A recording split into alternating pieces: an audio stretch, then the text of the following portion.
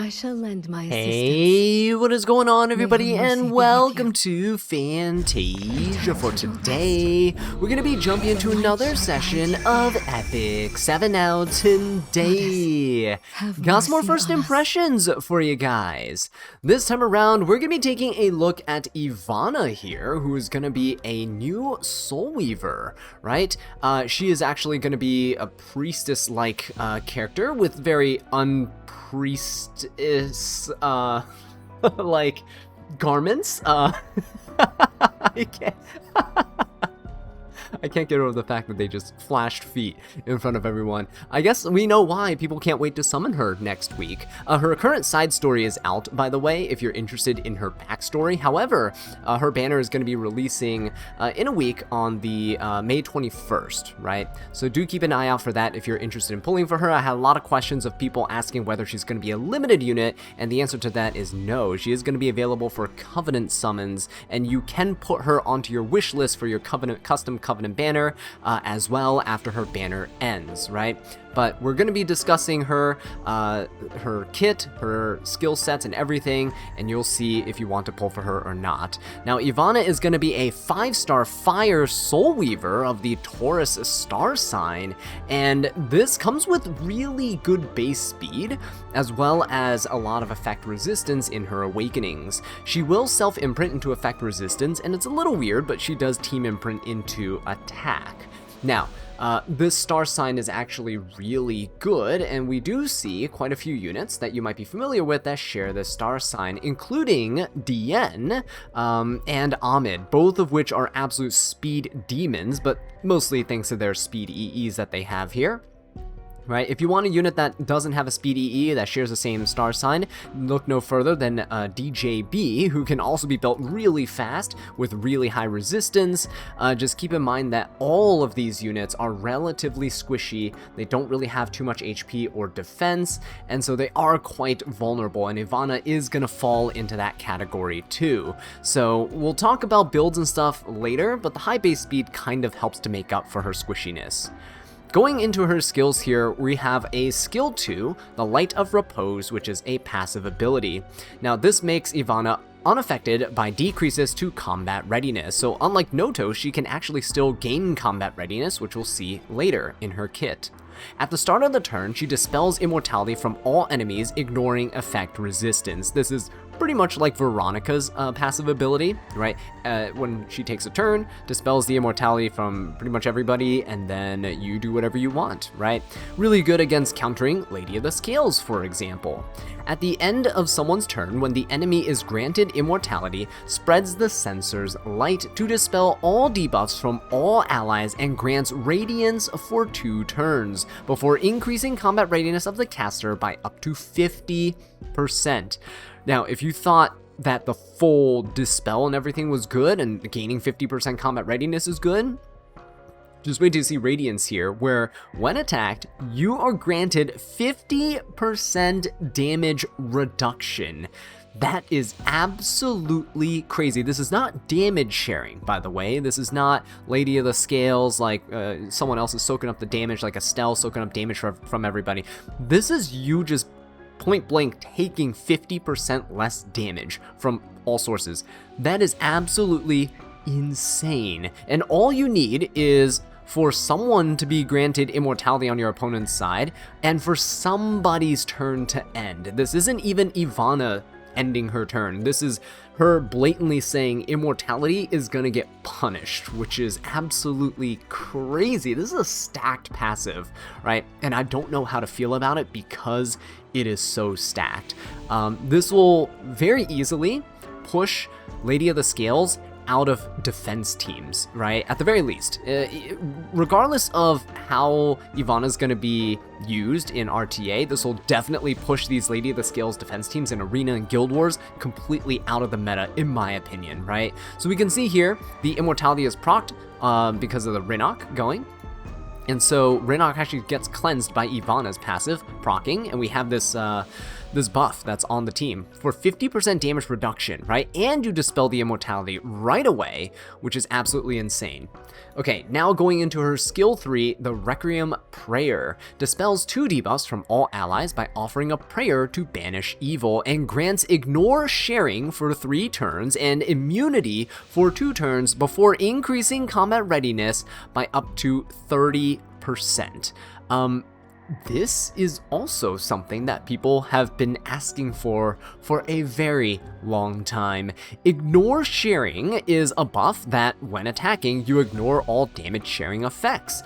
This is crazy good, not only for ignoring Lady of the Scales damage sharing, right? You're already dunking on Lady of the Scales by destroying the immortality that she applies to her frontline teammate, but now this also obliterates things like Estelle's passive, Arwell's escort buff. This lets you ignore things like Aureus. It's a really, really great way for you to go on the offensive against your opponents, right? So this is probably why she has a team imprint for attack, because you're probably pairing her with DPS units, and with DPS units, yeah, you're probably going to be dunking on your opponent's takedown teams, right? Okay, now moving on to her skill 1, Holy Light. Attacks the enemy with Holy Light and recovers health of all allies proportional to the target's max health. So this is actually really nice as well, because the healing is not based on her HP, because she has really low base HP. It's actually just going to heal a percentage of everybody's health back, right? So if it heals, let's say 15%, 15% of everyone's health is going to increase. You're going to get more value, the tankier units are, but of course that might not really matter. It might not even come up because you're going on the offensive, right? In most cases, with your skill 3, ignoring damage share, with your dispelling immortalities and stuff on your opponent's side. This also makes it so it's harder for your opponent to counter cleave you with things like BBK, for example. All those immortality units people use, right? Like Amiki. If they're trying to use it against your cleave team, you can throw Ivana in there and she kind of counters all those units all at once, while like allowing you to ignore those damage share abilities, right? While allowing you all the cleansing to prevent you from getting controlled or debuffed and stuff. Super, super good utility. Now, she does have a soul burn effect where she uses 10 souls to increase the amount recovered. We don't know how well that scales, but hey, in the long term, it is something that could be pretty decent, right? We see a similar ability on units like DJB. DJB also has the exact same ability, right? So it seems like they're kind of following a little bit of a trend here. Anyway, moving on to her artifact, we have Excommunicant's Censor. This is a Soul Weaver exclusive artifact that increases effect resistance from 15 to 30%. At plus 15 with one single copy, if you max out the EXP on one copy, you'll get 22.5% effect resistance, which is not bad at all. It's like literally 3 free effect resistance rolls, right, onto your unit. Now, the effect says at the end of an enemy's turn, when the caster does not have a debuff, increases combat readiness of the caster by 10 to 20%, and this can only be activated once per turn. If you're at plus 15 for your artifact with one copy, then this will increase your combat readiness by 15%. This is an incredibly strong artifact, I believe. I don't think enough people are talking about this right now, rightfully so, because Ivana is probably going to be the single biggest disruptor to like arena and guild war defense metas that we've seen in a very long time, right? But Ivana here is essentially giving all Soul Weavers a way to jump up combat readiness uncontrolled. This is crazy that it activates once a turn. A lot of artifacts that would have effects like this, usually it will say activates once every 2 turns or once every 3 turns. This can activate once a turn. So not only are you getting free stats, but you're just getting free combat readiness. I think this is a really, really solid artifact for a lot of units, especially if you're a slower Soul Weaver and you're playing against units that might be taking a ton of turns. If you're fighting against like Rinox and stuff, units that take extra turns, you're fighting Amids and things, you might actually have a chance to jump up a little bit in combat readiness here, right? Now, again, activates once a turn, but if you're going up against these faster units like the ones I mentioned, right, jumping up 20% combat readiness means that you can potentially cut that normally you would need your opponent to use a skill, for example, right? Like Soul Consolation is an artifact. I can pull that up for you guys. Soul Consolation is an artifact that requires your opponents to use a non-attack skill before you increase the combat readiness of yourself, but by less. This literally just requires your opponent to take a turn, and if you're playing slower, yeah, I would say Excommunicant Censor is a really decent artifact, so keep an eye out for this. Definitely pick one up from the powder shop, because I think it's going to have its uses for sure. But yeah, now at this point, I guess we'll talk about other potential artifacts that you can run on Ivana. Ivana seems like a unit that actually does want to just gain a ton of combat readiness, maybe implying that you want to play her a little bit slower, right? You don't necessarily need her to go super fast. So let's go ahead and take a look at some artifact alternatives. So let's go ahead and talk about some alternative artifacts that you could potentially run on Ivana. Let's say you don't have enough Powders of Knowledge to grab a copy, and you didn't manage to summon for a copy of her artifact, right? You weren't lucky with your summons there. Some potential things you can run are Bastion of Hope to increase your effect resistance and the effect res of those on your team, which can potentially help if you're playing a little bit slower, although I do think she still values that combat readiness gain. And the same right if you want to keep her alive, especially because her base stats for HP and defense are quite low. Proof of Valor might be an option for you to consider, along with mitigation and stuff on the rest of your team. If you want to go on the offensive, Warhorn is still really good with her team imprint for attack, and also giving everyone on the team 10% additional attack, and the ability to gain combat readiness every time your opponent takes 3 turns. Warhorn is a pretty solid option for her, depending on your team composition. Okay, now moving on to the Soul Weaver exclusive artifacts, I think a couple things to note here is that you can, in a slower team, run things like Idol's Cheer. You're starting to see a lot of Ruels and stuff run things like Idol's Cheer to help boost up the combat readiness of your damage dealers, right? So this is something to consider. Also, if you're trying to just keep up the heals on the team, Cure All Magic Wand is also pretty good as a passive healing mechanic for everyone. Now, if you're playing aggressively, if you're trying to use her for her damage sharing, ignore damage sharing buff, then you can look no further than things like Bird's Eye View, which allows you to gain souls whenever you use a non-attack skill, which her S3 is, but also the Spotted Mouse hair tie here, also really good because you start with 10 souls, which allows someone to potentially soul burn, and after soul burn you can gain more souls depending on how leveled your artifact is. So these are some pretty decent options here if you don't get a copy of her artifact. If you really want something to replace her artifact, you can't get it. Soul Consolation, I think, is just like a worse version of her artifact, right? Because this thing gives you the same effect resistance, but it requires your opponent to use a non-attack skill, in which case you can just have the opponent it requires the opponent to take a turn, first of all. So if they're taking a turn anyway, you might as well just get the 20% combat readiness boost, right? Or 15% at plus 15, rather than 12% at plus 15 here on a limited artifact. So definitely think that Ivana's artifact is going to be much, much better, right? But yeah, other than that, I don't think there's any other notable ones. If you guys think of any, let me know in the comments section down below. But she seems to be quite flexible in how you can potentially use her, but only testing will tell. So now let's take a look at how to potentially build Ivana. There's a couple of different ways we can approach this, right? Obviously, with her decent speed, we can opt to go for a speed set to capitalize on those stats. As for 4-piece sets, I feel like speed is probably just the way to go. I don't really see her running something, even though she can heal on her skill 1, I don't really see people running a counter set or anything like that on her, right? One thing to note is that you might want to consider running a 2-piece set like Resistance or Immunity just to keep debuffs off of her, especially if you're using her own artifact. Immunity might seem a little bit weird, but there are some units like Perfume Bibulus that don't strip the buffs on your team while applying some really strong debuffs. So if you don't want to get controlled by certain units out there, immunity might be better than resistance, or you can just stack a bunch of resistance and pray for like warfare rules for resistance to ensure that you don't get debuffed to get your combat readiness gain, right? So that's pretty nice.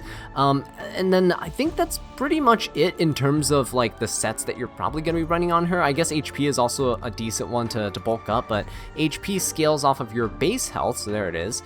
It scales off of your base health, and her base health is pretty bad, so might not be the best option, but hey, could push you up into a safe threshold for HP, especially if your rolls are really high on resistance and stuff, and you don't really need all those HP rolls here and there. So let's go ahead and take a look at a sample build for Ivana here. Now this is assuming that you get max imprints on her, and even if you don't, it's okay, then pretend these are the stats that you have after the effects of her artifact apply, right? They give you that like 22 extra effect resistance or whatever, okay? So jumping into the stat lines here, we see that she's just shy of like 300 speed. Now I know these gears are relatively good, right? Average is definitely over 20 speed here. I think the average speed is about 21 speed on all these pieces, especially the helmet and the chest piece being really fast. But this is not something you need to achieve. It's just a sample build to see speed and resistance, what she can achieve naturally, right, through her base stat line, which is honestly really good, keeping the effect res high, that is. You can definitely sacrifice some effect resistance for things like HP and defense, which can definitely go a long way, but keep in mind that you won't get the benefits of your artifacts CR pushing, right, if you do get a debuff. So you definitely want to make sure you have that debuff, or be debuff free there, and if you are, then you'll be great to jump up in combat readiness, and with this speed you're 100% going to be cutting your opponents. They won't have a chance to really stop you unless they have an extra turn unit. Alright guys, here's a second build that we are showcasing here that might be a little bit more relevant, more achievable than the almost 300 speed one that we showed earlier. Keep in mind that you can get up to like 200 effect resistance if you ran in a resistance set, or if you just factor in that the artifact will also give you a little bit of effect resistance, right? I am on triple S imprint here, but this is just a quick example that you can build a bit more HP on your Ivana while keeping a decent amount of speed. Now this speed is very intentional, and I'll get into the calculations in just a second, but you can see the stat line of the pieces on the right side here. We have immunity, right, which is pretty good for warding off certain units in terms of debuffs, and we're still on that speed set. Okay, so the reason why we're talking about the speed thresholds is because if we go over to my calculator here, we can see that I'm calculating the 15% combat readiness gain that you would get, right? If you do 300 times 85%, you get 255 speed, which means that 15% combat readiness boost you gain from her artifact. If she is 255 speed, she will go after a 300 speed unit takes first turn, which is pretty common, right, with Rinok and Rinok and other openers out there, right, like Swift Flagbearer Sigrid and all that good stuff.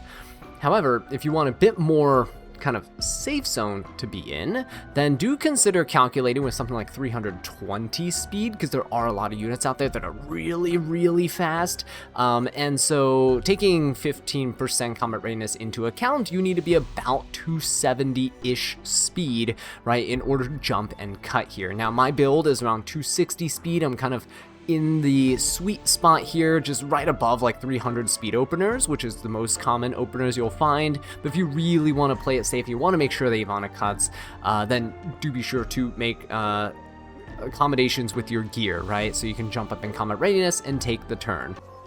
Okay guys, so let's go ahead and take a look at Ivana in combat, and then talk about some potential teammates to run with her and potential counters to use against her, right? In this case, Ivana is relatively fast in this preview. As you can see, Rinok's taking first turn, but the combat readiness of Ivana is just right on her heels here. Ivana, I don't think, has to be really fast if you run a teammate that, like Rinok, can do explosive damage, proc immortalities at the start of battle, because you do gain that combat readiness with her, and a good amount of it.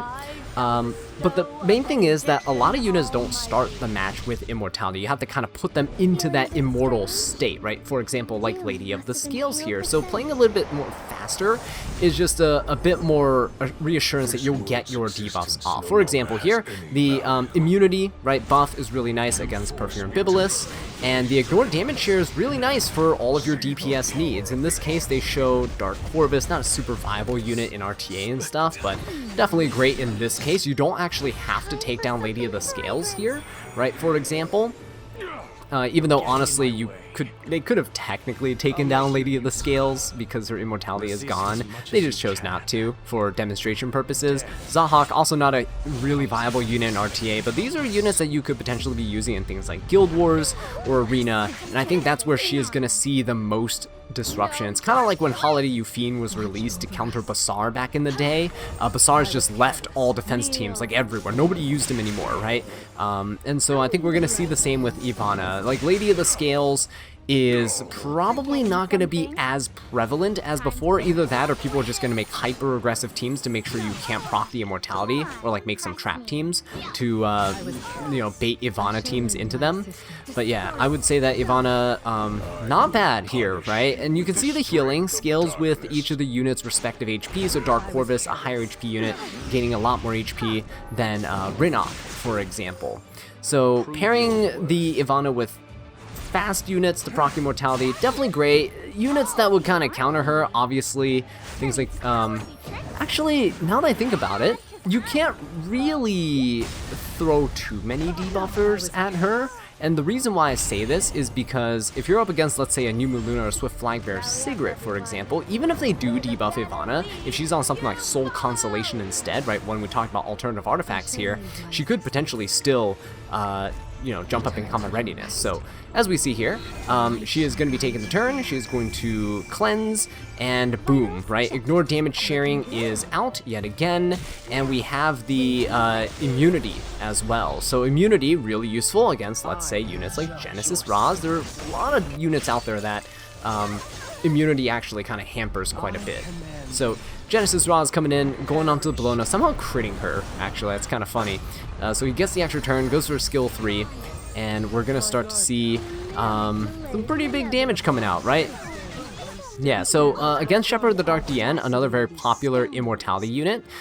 Shepherd of the Dark DN is one of those units that actually does start with immortality, so did forget about her. Yeah, Ivana is definitely a fantastic option to DN, and so we'll definitely be seeing Ivana played in RTA against her specifically, because if you have something that's a fast opener, like that Sigrid there, Ivana will be able to push up in combat readiness, which is pretty decent. But in the case where there's no immortality unit on the other side, if there's a Swift Flagbearer Sigrid, if you changed your artifact over to Soul Consolation, you might still be able to cut your opponent and then potentially cleanse your entire team, put up immunity, right, which is huge.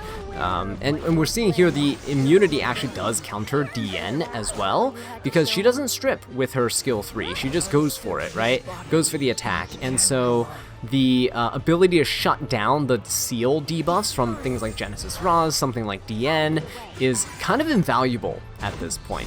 So, yeah, I think Ivana is going to be a pretty decent unit. Will she only be used in, like, cleave and aggro teams? I don't think so. I think she has a place there because of her decent speed, but in general, when we see her being used in RTA, I feel like she's going to be really good in those Bruiser v Bruiser matchups where you can ignore the knight that has damage share, like Estelle or Arwell, and that's where a lot of the value can potentially kick in too. But anyway, I think Ivana is going to be a fantastic unit. Love to see more RGB units coming out that are actually very much viable and can change the meta, right? Not only in RTA, but in Guild Wars and arenas too. But with that being said though, guys, thank you so much for watching, and I'll catch you in the next one. Take care.